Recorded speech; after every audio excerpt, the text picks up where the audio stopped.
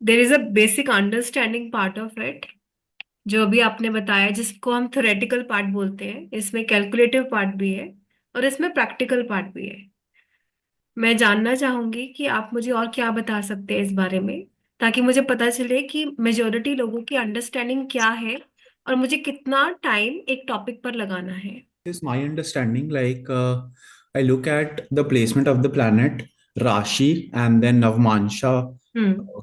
placement, dispositor, other things into the picture.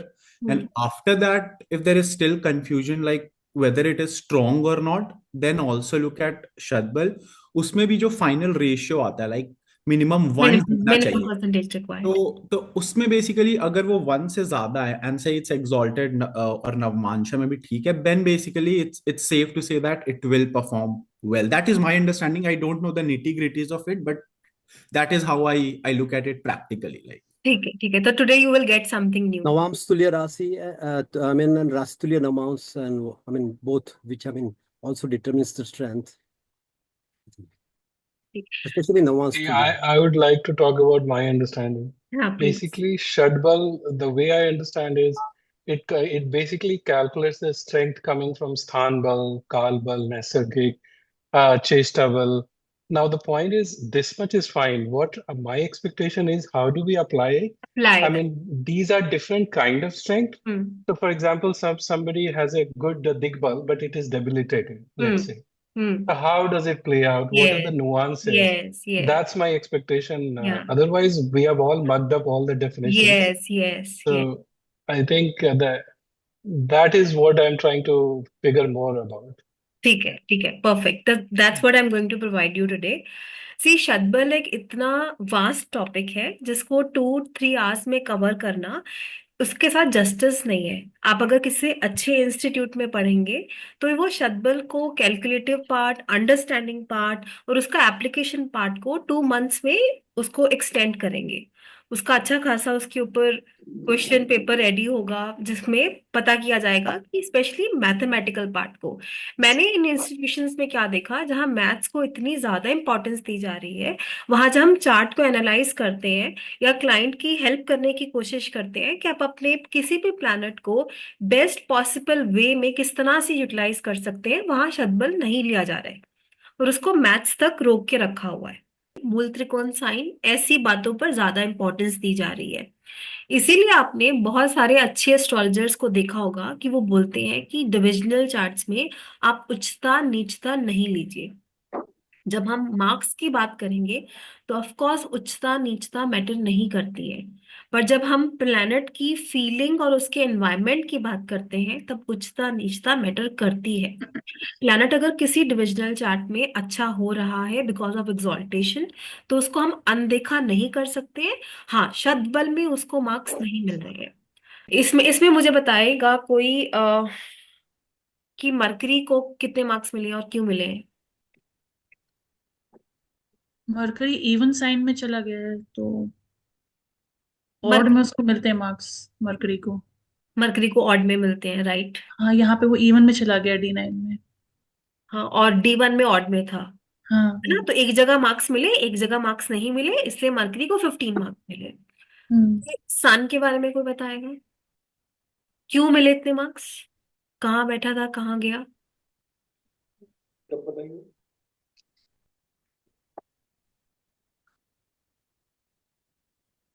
दोनों D1 D9 दोनों में ऑड साइन में है। दोनों में ऑड साइन है, मेल प्लैनेट है, दोनों में ऑड साइन में, इसलिए उसको मार्क्स मिले। अब क्वेश्चन हमारे दिमाग में जरूर आएगा, पर वो नीच का है ना। हम एक एक बात पे बात करेंगे। जातक की लाइफ में क्या घटा, वो किस बल के लिए क्या फीलिंग रखता है, कहाँ अच्छा हो रहा है, कहाँ बुरा हो रहा है, because of each and every बल। अभी हम डिटेल्ड वे में बात करेंगे कि ईच एंड एवरी बल की क्या इंपॉर्टेंस है। तो जब हम सूर्य की बात कर रहे हैं तो उनको उच्चता के अकॉर्डिंग मार्क्स नहीं मिले हैं, है ना। उनको बहुत कम मार्क्स मिलेंगे क्योंकि वो 10 डिग्री पर डीप एग्जॉल्टेशन पर जाते हैं और वो डीपली डेबिलिटेट होते हैं, डीप डेबिलिटेशन की तरफ जा रहे हैं। पर हम जब ऑड इवन साइन के अकॉर्डिंग स्ट्रेंथ को निकालते हैं तो वहां उनको बहुत अच्छे मार्क्स मिले हैं। तो what are we expecting out of sun, and किस तरह से हम अपने क्लाइंट की हेल्प कर सकते हैं यूजिंग दिस वन। अच्छा, जो नई नई पार्टिसिपेट करें वो म्यूट कर लें प्लीज। म्यूट। अब इसमें मुझे को बताएगा कि मंगल को कितने मार्क्स मिले हैं और क्यों मिले हैं। मंगल 60 है, केंद्र में बैठा हुआ है इसलिए 10th हाउस में। हाँ बिल्कुल बिल्कुल, हमने और कुछ भी नहीं देखा है कि वो एग्जॉल्टेड है, वो सम राशि का है, क्या है क्या नहीं है। वो केंद्र में बैठे हैं, वो वक्री है, वो बात की बात है, वो उनका ज्येष्ठा बल है, इसलिए उनको 60 मार्क्स मिल गए। अब शनि को क्यों मिले हैं इतने मार्क्स और बृहस्पति को क्यों मिले हैं और शनि को कितने मार्क्स मिले हैं।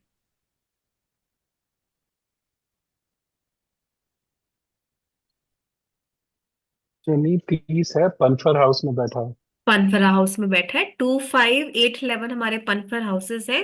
Just because of the placement due to house उनको मार्क्स मिल रहे हैं। ठीक है, पहले हम राशियों की बात कर रहे थे। और D1 में तो मतलब कि जब हमने सप्तवर्गा की बात की, हमने D1 से लेके कई डिविजनल चार्ट्स की बात की जिसमें हमने राशि के अकॉर्डिंग प्लैनेट को स्ट्रेंथ दी थी। अब हम भाव के अकॉर्डिंग प्लैनेट को स्ट्रेंथ दे रहे हैं। तो ये सारी बातें क्या कवर कर रही हैं, प्लैनेट के स्थान बल को कवर कर रही हैं। अपोक्लिम देखेंगे तो उसमें 3, 6, 9 और 12 जाता है। और नाइन्थ में किसी भी प्लैनेट का जाना हम बहुत अच्छा मानते हैं, है ना, बहुत अच्छा मानते हैं। सिक्स में अच्छा नहीं मानते हैं, और सिक्स में हम बोलते हैं वो गो गेटर्स होते हैं, तो मार्क्स क्यों कट रहे हैं। यहीं पर उनकी वीकनेस बताती है, क्योंकि नाइन्थ आप भाग्य भरोसे भी आपको बताते हैं बनाते हैं ना, कि मैं नाइन्थ में गया हूं तो हो सकता है मैं भाग्य भरोसे हूँ, मुझे सब कुछ इजली मिल रहा है। तो नाइन्थ में your weakness is telling you, आप भाग्य भरोसे हो, पास्ट में ऐसा था इसलिए ऐसा हुआ, अभी कुछ नहीं है, जब मैं पैदा हुआ था तब सब कुछ था। या सिक्स में आपकी वीकनेस बता रही है कि आप एनिमीज पे ब्लेम गेम लगा के बता रहे हैं अपने फेलियर्स को लेके। सिक्स में आपकी स्ट्रेंथ है, मंगल जैसे प्लेनेट की स्ट्रेंथ है, और आपका लगन लॉर्ड है वो, आप उन लोगों के मुंह से जरूर सुनेंगे, मैंने कैसे अपने एनिमीज को डिफीट किया, मैंने कैसे लाइफ में स्ट्रगल की। उनके मुंह से अपने उस प्लैनेट के नेचुरल सिग्निफिकेशन को लेके या लॉर्डशिप को लेके ग्लोरिफिकेशन आएगा ही आएगा। तो ये रहा पक्ष बल की थ्योरेटिकल पार्ट। फिर आता है त्रिभाग बल। इसमें एक दिन को पहले हमने दो हिस्सों में डिवाइड किया, दिन का और रात का टाइम। दिन और रात को भी हमने फर्दर सब डिवाइड किया है। जैसे सुबह से 6 लेके सुबह के 10 बजे तक मरकरी कहते हैं मुझे मार्क्स मिलेंगे, वो मेरा टाइम है। और सुबह किसका समय होता है, बच्चों का समय होता है, बच्चे स्कूल जाते हैं। फिर सेकंड रेंज जाती है 10 to 2, जब ऑफिस गोइंग का काम होता है, इन एक्शन होते हैं हम। 10 to 2 का टाइम सन को जाता है। फिर शनि अगेन हार्डवर्क का टाइम है, 2 to 6 सैटर्न को टाइम मिलते हैं। ये तो रहा डे टाइम में हम कैसे 3 पार्ट्स में प्लैनेट्स को डिवाइड कर रहे हैं और मार्क्स दे रहे हैं। फिर आता है त्रिभाग में ही रात का समय, जब 3 प्लैनेट्स को मार्क्स मिलते हैं। तो 6 बजे के बाद हम थोड़े लेथार्जिक हो जाते हैं, हम कंफर्ट में जाते हैं, म्यूजिक सुनते हैं, अच्छा खाना खाते हैं, फैमिली के साथ टाइम स्पेंड करते हैं। तो 6 to 10 की जो रेंज है वो चंद्रमा लेते हैं। फिर 6 to 2 वीनस, जब हम अपने पार्टनर के साथ रूम में हैं तो वो वीनस लेते हैं। फिर 2 to 6 रात का और सुबह का जो टाइम है वो मंगल लेते हैं। मंगल जो कि साधना का भी समय है, चोरों का भी समय है, वो मंगल के पास जाते हैं। और जुपिटर बोल रहे हैं मैं थ्रू आउट एक्टिव रहने वाला हूँ, मुझे फुल मार्क्स हर टाइम पर मिलेंगे जिस तरह मरकरी को पहले मिल रहे थे। प्लैनेट स्थान बल में सबसे ज्यादा स्ट्रांग है, वो आपके चार्ट में सन की तरह बिहेव करेगा। ठीक, जैसे मान लीजिए मेरे चार्ट में वीनस सबसे ज्यादा स्ट्रांग है स्थान बल में, तो वो मेरे चार्ट में सन की तरह बिहेव करेंगे। वहां से मैं सन वाले पर्पसेस निकालूंगी, जैसे ईगो देखना, सोल पर्पस निकालना, एफर्ट्स करना, या मेरी आत्मा यहाँ खुश है व या दुखी है। जहां मेरा सूर्य बैठा है वहां मेरी सोल बैठी है। मून की जो प्लैनेट मेरा स्थान बल में दूसरे नंबर पर बली है, वो नैसर्गिक क्वालिटीज किसकी लेगा, मून की लेगा। वहां मेरा मन होगा, फोकस होगा, या मुझे खुशी मिलेगी या दुख मिलेगा, या पीस है या एग्नी है। मैम लेकिन इसका लाइक काउंटर है, जैसे से जुपिटर की दशा चल रही है, जुपिटर के 8th में से सैटर्न मार्स जैसे मेलेफिक प्लैनेट्स हैं, हाँ हाँ राइट, तो वो उसको हिट करेंगे। Degree wise, but degree wise मुझे degree wise, plus plus minus 2 degree चाहिए, उससे ज्यादा नहीं चाहिए। बट से जुपिटर के केंद्र में जैसे मून और सन आ गए उसके फ्रेंड्स, तो वो थोड़ा नलिफाई करेंगे, उसको एक्स्ट्रा स्ट्रेंथ यस देंगे। यस, मैंने एक वीडियो भी इस पर बनाई थी, what is the relationship of kendra, what is the relationship hmm of trine. ये सब रिलेशनशिप है। सब। Kendra uplifts you, hmm the more good factors you are getting, more good you can remove out of it. अभी ये जो मैं दृग्बल की भी बात कर रही हूँ, दृग्बल में keep in your mind lordship, keep in your mind the natural relationship, and what is the good part that I can navigate through it, that's it. बल को चेष्टा बल से मल्टीप्लाई करके स्क्वायर रूट निकाला जाता है, इष्ट को गुड और कष्ट को तकलीफ से जोड़ा जाता है। पर ये ऐसा नहीं होता है, इसमें भी लॉर्डशिप इंपॉर्टेंट है। प्लैनेट आपका फंक्शनली अच्छा प्लैनेट है और उसका इष्ट फल अच्छा है, it's a very very good thing. पर प्लैनेट की अगर लॉर्डशिप बुरी है, लॉर्डशिप बुरी है और उसका कष्ट फल है, वो आपको तंग कर देगा, बहुत बुरी तरह से तंग कर देगा। कीप ऑन एडिंग, लॉर्डशिप भी बुरी है, ये तो शनि मंगल है, ये कष्ट फल भी लेके बैठ गया, वो डेंजरस और पोटेंट होता जाएगा। प्लैनेट फंक्शनली बुरा है, इष्ट फल है उसका, कष्ट फल नहीं है, वीनस मून जैसा प्लैनेट है, वो आपको तकलीफ भी देगा तो हार्श नहीं होगा, इनफैक्ट कोई लेसन सिखाएगा सिर्फ। आपने सोचेगा हाँ बुरा टाइम था पर मैंने कुछ सीखा, उसी तरह से वो फंक्शनली अच्छा है मेरे लिए और कष्ट फल लेके बैठा है, तो वो कुछ अच्छा तो करना चाहता है पर बहुत अच्छा कर नहीं पाएगा। एंड क्वालिफाइड भी है, लाइक एजुकेशनल क्वालिफिकेशन भी अच्छी होगी, because Jupiter Mercury both are strong in case. Yes yes.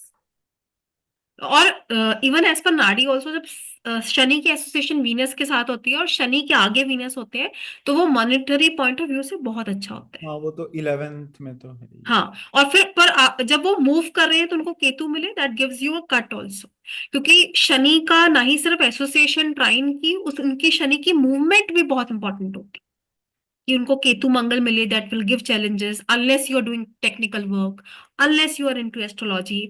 Shani से 10th की सिचुएशन क्या है, शनि से 10th में अगर चंद्रमा है वो राहु के साथ है, I can think about technology. Shani के पीछे अगर अच्छे प्लैनेट्स हैं, that will give a good good base to Saturn, that is past of Saturn. Hmm तो ये जितनी भी विद्याएं हैं, जितने भी ये तरीके हैं, वो एक तरह से हमें गाइड करते हैं कि ये चार्ट का फोर्स कहाँ को जा रहा है। बट इसमें तो जुपिटर ने ही लाइक ले रखा है चार्ट का हाँ, king। वो भी जीत गया, वो युद्ध बल भी जीत गया। ये इन्वेंटर है क्या, साइंटिस्ट है क्या, कुछ स्टार्टअप करते हैं? नहीं नहीं नहीं नहीं, ये मैंने आपको बताया ना, एक कंपनी में काम करती थी जहां पे इवेल्युएट किया जाता था आपके डेटा को, that what kind of research you are doing, what kind of what you want to buy, accordingly advertisement pop up होती थी। सेल्स एनालिटिक्स हाँ एआई टाइप हाँ कुछ करते हैं? हाँ, तो इसको आप थोड़ा टेक्निकली समझ लीजिए, क्योंकि ये सिर्फ डेटा रिमूवल का काम हो गया। वो मर्क्यूरी रिलेटेड प्रोफेशन हो गया।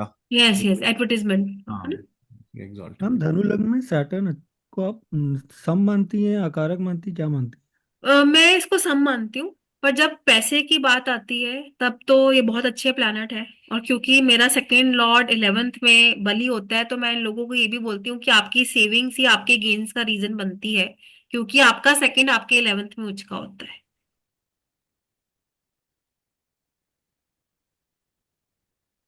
और ये एक धन योग भी बना ना, अच्छी एसोसिएशन में बना। और 8th लॉर्ड भी वीक हो गया 6th में जाके, ऑब्स्टेकल्स भी कम कर देगा वो लाइफ में। ये हाँ, विपरीत राजयोग बना। Weak करके। हालांकि वो एग्जॉल्टेशन का आपको, एग्जॉल्टेड है भी। और इधर एक दग्ध राशि का रूल लग रहा है कि दग्ध में अगर अष्टमेश आता है तो वो minus minus becomes plus, so that becomes a positive thing. Hmm Rohini में होने की वजह से attraction, people getting attracted towards you, getting comforts of life, getting attracted towards luxuries of life, वो भी होता है। Even if you have Jupiter in the lagna, मुझे मेरा मन देखना है कहाँ पर है। हाँ, एंड देन क्योंकि दशा Venus चेंजेस। राहु का भी डिस्पोजिटर बन गया, तो वो थोड़ा मटेरियलिज्म वैसे बढ़ा देगा। यस यस, यही यही चेंजेस आते हैं जब आपकी लगन कुंडली और आपकी चंद्र कुंडली में एक डिस्प्यूट होता है। ये 84 का बर्थ होगा, 84 हाँ 86 84। सारे प्लैनेट्स या तो हाँ स्वराशि के एक्सॉल्टेड है। हाँ, इनका एज कितना होगा अभी? 84 है तो 40 हो गए। क्योंकि सन इनका वर्गोत्तम चित्रा नक्षत्र का है, राइज वेरी हाई, जी जी। और so he has time. हाँ, Yeah. So father is chartered accountant in very like doing very well. अगर हम सन की एसोसिएशन भी और मार्केट, ये बट आई नो अकेले काम करते हैं, he likes to work on his own without involving a lot of people. हाँ, फादर का खुद की प्रैक्टिस है, ऑल दैट इज वर्किंग। हाँ, ब्रदर थोड़ा स्टेबल नहीं है।